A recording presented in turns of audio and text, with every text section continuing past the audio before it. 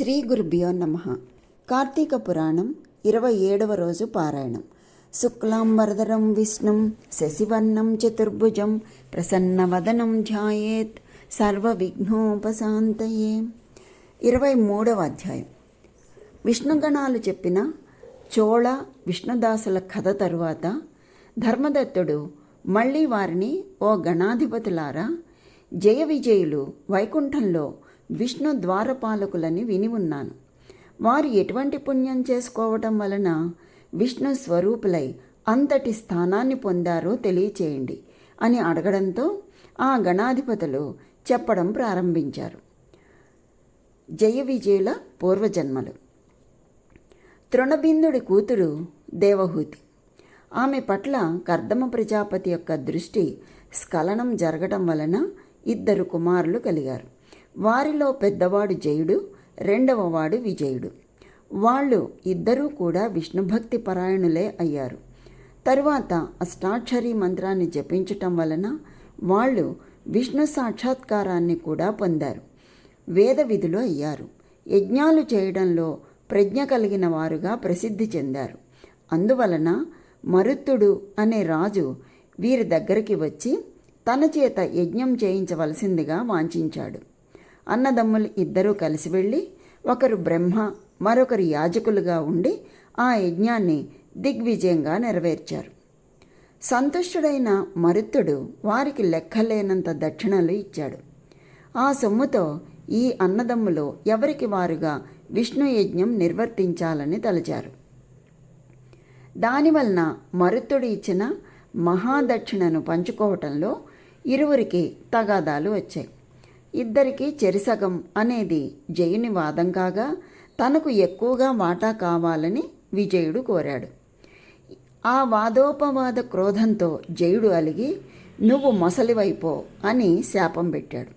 అంతటితో జయుడు ఊరుకోకుండా, అహంకారంతో శపించిన నువ్వు స్వాహంకారి అయిన సామజమై, అంటే ఏనుగు అయి పుడతావులే అని ప్రతిశాపం ఇచ్చాడు. ఇలా పరస్పర శాపగ్రస్తులైన ఆ సోదరులు ఇద్దరూ విష్ణు అర్చన చేసి ఆయనను సాక్షాత్కరింప చేసుకున్న వాళ్లై తమ శాపాలను, అందుకు పూర్వాపరాలను విన్నవించుకొని శాప విముక్తి కోసం శ్రీహరిని ఆశ్రయించారు. హే భగవాన్, నీకు ఇంతటి చేరువ భక్తులమైన మేము మొసలిగాను ఏనుగుగాను పుట్టడం చాలా ఘోరమైన విషయం. కనుక మా శాపాల నుంచి మమ్మల్ని మళ్లించు అని మనవి చేశారు. అందుకు మందహాసం చేస్తూ శ్రీ మహావిష్ణువు, జయ విజయులారా, నా భక్తులు మాటలు పొల్లు పోనీక పోవడమే నా విధి. వాటిని అసత్యాలుగా చేసే శక్తి నాకు లేదు. పూర్వం ప్రహ్లాద వాక్యం కోసం స్తంభం నుంచి ఆవిర్భవించాను. అంబరీషుని వాక్యం ప్రకారం వివిధ యోనులలో దశావతారాలను ధరించాను. అందువలన మీరు సత్యం తప్పని వారై మీ శాపాలను అనుభవించి అంత్యంలో వైకుంఠాన్ని పొందండి అని ఆదేశించడంతో విష్ణువు ఆదేశాన్ని శిరసావహించి ఆ జయ విజయులు ఇద్దరూ గండకీ నదీ ప్రాంతాన మకర మాతంగాలుగా జన్మించి పూర్వజన్మ జ్ఞానం కలవారే విష్ణు చింతనతోనే కాలం గడపసాగారు. ఇలా ఉండగా ఒకానొక కార్తీక మాసం ప్రవేశించింది. ఆ కార్తీక మాసంలో కార్తీక స్నానం చేయాలనే కోరికతో ఏనుగు అయిన జయుడు గండకీ నదికి వచ్చాడు. నీటిలోనికి దిగిందే తడువుగా అందులోనే ఉన్నటువంటి మొసలిగా ఉన్న విజయుడు ఏనుగును గుర్తించి దాని పాదాన్ని బలంగా నోటపట్టాడు. విడిపించుకోవాలని చేసిన ప్రయత్నాలు విఫలం కావడంతో గజదేహం కలవాడైన జయుడు విష్ణువును ప్రార్థించాడు. తలచినదే తడవుగా ప్రత్యక్షమైన గరుడవాహనుడు తన చక్రాయుధాన్ని ప్రయోగించి ఆ కరిమకరలు రెండింటినీ ఉద్ధరించి వారికి వైకుంఠ ప్రాప్తిని కలిగించాడు.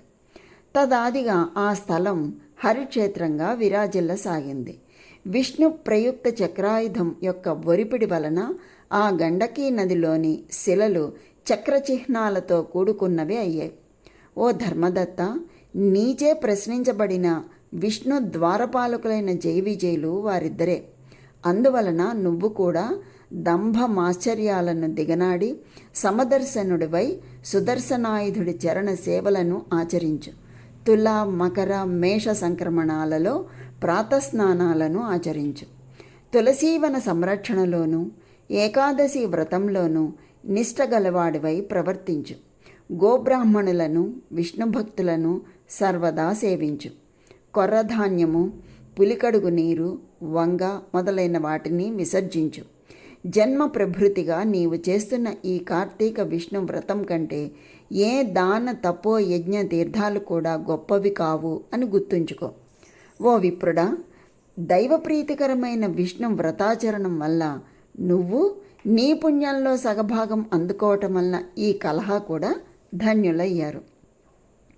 ప్రస్తుతం మేము ఆమెను వైకుంఠానికి తీసుకుని వెడుతున్నాము అని విష్ణుగణాలు ధర్మదత్తునికి హితవు పలికి అతనిని తిరిగి నియమ వ్రతనిష్ఠుడిని చేసి కలహ సమేతంగా విమానంపై వైకుంఠానికి ప్రయాణమయ్యారు. నారదుడు చెప్తున్నాడు, ఓ పృథురాజా, అతి పురాతనమైన ఈ పుణ్య ఇతిహాసాన్ని ఏ మానవుడైతే వింటున్నాడో, ఇతరులకు వినిపిస్తున్నాడో వాడు శ్రీ మహావిష్ణువు యొక్క సంపూర్ణ అనుగ్రహానికి పాత్రుడై విష్ణు సాన్నిధ్యాన్ని పొందదగిన జ్ఞానాన్ని పొందుతూ ఉన్నాడు అని చెప్తున్నాడు. అంటే ఈ అధ్యాయానికి ఫలశ్రుతిని కూడా నారదుడు తెలియచెప్పాడు. అంటే అన్ని అధ్యాయాలకి మనకి చెప్పలా, కొన్ని అధ్యాయాలకి చెప్పారనమాట. అటువంటి గొప్ప అధ్యాయాలు ఉన్నాయి మనకి కార్తీక పురాణంలో. ఏం చెప్తున్నారు ఇందులో? అతి పురాతనమైన ఈ పుణ్య ఇతిహాసాన్ని ఏ మానవుడైతే వింటున్నాడో, ఇతరులకు వినిపిస్తున్నాడో వాడు శ్రీ మహావిష్ణువు యొక్క సంపూర్ణ అనుగ్రహానికి పాత్రుడై విష్ణు సాన్నిధ్యాన్ని పొందగలిగిన జ్ఞానాన్ని పొందుతూ ఉన్నాడు అని చెప్పి నారదుడు తెలియచెప్పాడు. ఇక్కడితో మనకి 23వ అధ్యాయం సంపూర్ణమైంది. 24వ అధ్యాయం. నారదుడు చెప్పినది అంతా విని ఆశ్చర్యచకితుడైన పృథు చక్రవర్తి, హే దేవర్షి, ఇప్పుడు నువ్వు చెప్పిన హరిక్షేత్రం గండకీ నదులలాగానే గతంలో కృష్ణ, సరస్వతి మొదలైన నదుల గురించి విన్నాను. ఆ మహామహిమలు అన్నీ ఆ నదులకు చెందినవా లేక ఆ క్షేత్రాలకు చెందినవా విశదపరచండి అని కోరగా మరలా నారదుడు చెప్పసాగాడు, శ్రద్ధగా విను. ఎక్కడైతే మనకి శ్రద్ధగా విను అని చెప్పి చెబుతూ ఆ కథని చెప్తారో అది చాలా ముఖ్యమైనది, విశేషమైనది, ఫలవంతమైనది అని అర్థం.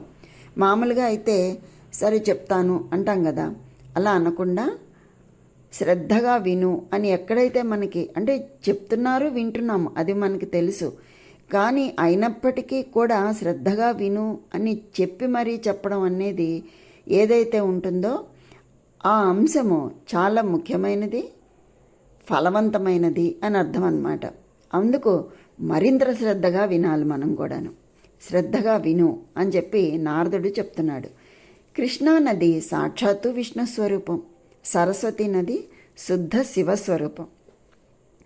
వాటి సంగమ మహత్యం వర్ణించడం బ్రహ్మకు కూడా అసాధ్యమే.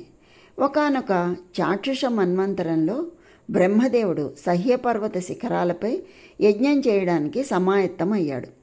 హరిహరులతో సహా సర్వదేవతలు, మునులు కూడా యజ్ఞానికి విచ్చేశారు. భృగువు మొదలైన మునులు అందరూ కలిసి ఒకానొక దైవత ముహూర్తంలో బ్రహ్మకు యజ్ఞదీక్ష ఇవ్వటానికి నిర్ణయించి కర్త యొక్క కళత్రమైన సరస్వతికి విష్ణుమూర్తి ద్వారా కబురు పంపారు. అయినా సరస్వతి సమయానికి అక్కడకు చేరుకోలేదు. దీక్షా ముహూర్తం అతిక్రమించకూడదు అనే నియమం వలన భృగు మహర్షి, హే విష్ణు, సరస్వతి ఎందుకు రాలేదో తెలీదు, ముహూర్తం దాటిపోతోంది, ఇప్పుడు ఏమిటి గతి అని ప్రశ్నించడంతో శ్రీహరి చిరునవ్వు నవ్వుతూ, సరస్వతి రాని పక్షంలో బ్రహ్మకు మరి ఒక భార్య అయిన గాయత్రిని దీక్షాసతిగా విధించండి అని సలహా ఇచ్చాడు. ఆ సలహాను శివుడు కూడా సమర్థించడంతో భృగు మహర్షి గాయత్రిని రప్పించి బ్రహ్మ యొక్క దక్షిణ భాగంలో ముందుగా ఆమెను ప్రవేశపెట్టి దీక్షావిధిని ఏర్పరిచాడు. ఈ విధంగా ఋషులందరూ కలిసి హరిహరుల సమక్షంలో బ్రహ్మకు దీక్షను ఇయ్యడం పూర్తి కాగానే అక్కడకు సరస్వతి చేరుకుంది. తన స్థానంలో దీక్షితురాలు అయి ఉన్న తన సవతి గాయత్రిని చూసి కోపంతో, అపూజ్యాయత్ర పూజ్యంతే పూజ్యనాంచ వ్యతిక్రమః త్రీణి తత్ర భవిష్యంతి దుర్భిక్షం మరణం భయం. అంటే ఎక్కడైతే పూజార్హత లేని వారు పూజింపబడుతున్నారో మరియు పూజనీయులు పూజింపబడటం లేదో అక్కడ కరువు, భయము, మరణం అనే 3 విపత్తులు కలుగుతాయి. ఈ బ్రహ్మకు దక్షిణ భాగాన నా స్థానంలో ఉపవిష్టురాలైన ఉవిద ప్రజలకు కనిపించనటువంటి రహస్య నదీ రూపాన్ని పొందుగాక. ఓ బ్రహ్మ విష్ణు మహేశ్వరులారా, మీరందరూ ఈ యజ్ఞవాటికలో ఉండి కూడా నా సింహాసనంలో నాకన్నా చిన్నదాన్ని ఆసీనురాల్ని చేశారు. కాబట్టి మీరు కూడా జడీభూత నదీ రూపాలను పొందండి అని శపించింది. ఆ సరస్వతీదేవి క్రుద్ధ వచనాలను వింటూనే చివ్వున లేచిన గాయత్రి దేవతలు వారిస్తూ ఉన్నా వినకుండా, ఈ బ్రహ్మ నీకు ఏ విధంగా భర్తయో అదేవిధంగా నాకు కూడా భర్తేనని విస్మరించి అకారణంగా శపించావు కాబట్టి నువ్వు కూడా నదీ రూపాన్ని పొందు అని ప్రతిశాపం ఇచ్చింది. ఈ లోపల హరిహరులు ఆ వాణిని సమీపించి, మేము నదులమైనట్లయితే లోకాలు అన్నీ అతలాకుతలమైపోతాయి, కనుక అవివేకభూయిష్టమైన నీ శాపాన్ని మళ్లించుకో అన్నారు. కానీ ఆమె వినలేదు. యజ్ఞాదిలో మీరు విఘ్నేశ్వర పూజ చేయకపోవటం వలననే నా కోపరూపంగా యాగం విఘ్నపడి ఆగమయ్యింది. పలుకుల పడతినైన నా మాట తప్పదు. మీరందరూ నదీ రూపాలను ధరించి మీ అంశలు జడత్వాన్ని వహించవలసిందే. సవతలమైన నేను, గాయత్రి కూడా నదులమై పశ్చిమాభిముఖంగా ప్రవహించబోతున్నాం అని చెప్పింది. ఆమె మాటలు వింటూనే సకల దేవతాంశలు జడాలుగాను, రూపాలు నదులుగాను పరిణమించాయి. ఆ సమయంలో విష్ణుమూర్తి కృష్ణానదిగాను, శివుడు సరస్వతీ నదిగాను, బ్రహ్మ పద్మినీ నదిగాను, ఇతరేతర దేవతలు ఇతరేతర నదీ రూపాలుగాను మారిపోయారు. దేవతలందరూ నదులై తూర్పుముఖంగాను, వారి వారి భార్యలు నదులై పశ్చిమాభిముఖంగాను ప్రవహించనారంభించారు. గాయత్రి సరస్వతి నదీ రూపాలు సావిత్రి అనే పుణ్యక్షేత్రంలో సంగమాన్ని పొందాయి.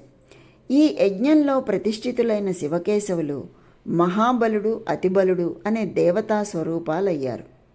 సర్వ పాపహరమైన ఈ కృష్ణానది ప్రకర్షోత్పత్తిని భక్తితో చదివినా, వినినా, వినిపించినా వారి వంశమంతా కూడా నదీ దర్శన స్నాన పుణ్యఫలవంతమై తరించిపోతారు. ఈ అధ్యాయాన్ని కూడా మనకి ఫలశ్రుతిని చెప్పారు. ఏం చెప్పారు? సర్వపాపహరమైనటువంటి ఈ కృష్ణానది ప్రకర్షోత్పత్తిని భక్తితో చదివినా, వినినా, వినిపించినా వారి వంశమంతా కూడా నదీ దర్శన స్నాన పుణ్య ఫలవంతమై తరించిపోతారు అని చెప్పి మనకి ఈ అధ్యాయానికి ఫలశ్రుతిని తెలియజేశారు. దీనితో మనకి శ్రీ పద్మపురాణ అంతర్గత కార్తీక మహత్యంలోని 23, 24 అధ్యాయాలు సంపూర్ణం. ఇక్కడితో మనకి 27వ రోజు పారాయణం సంపూర్ణమైంది. ఈరోజు తీసుకోకూడనివి ఏమిటి అంటే ఉల్లి, ఉసిరి, వంకాయ ఈరోజు తినకూడదు. దానాలు ఉసిరి, వెండి, బంగారం, ధనం, దీపాలు దానం చేయాలి. కార్తీక దామోదరుడు పూజించాల్సినటువంటి దైవం.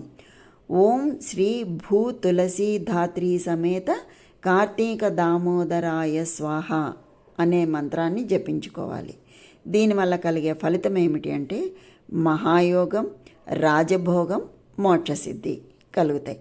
కనుక ఆ హరిహరాదుల యొక్క అనుగ్రహం అందరికీ కలగాలని కోరుకుంటూ స్వస్తి.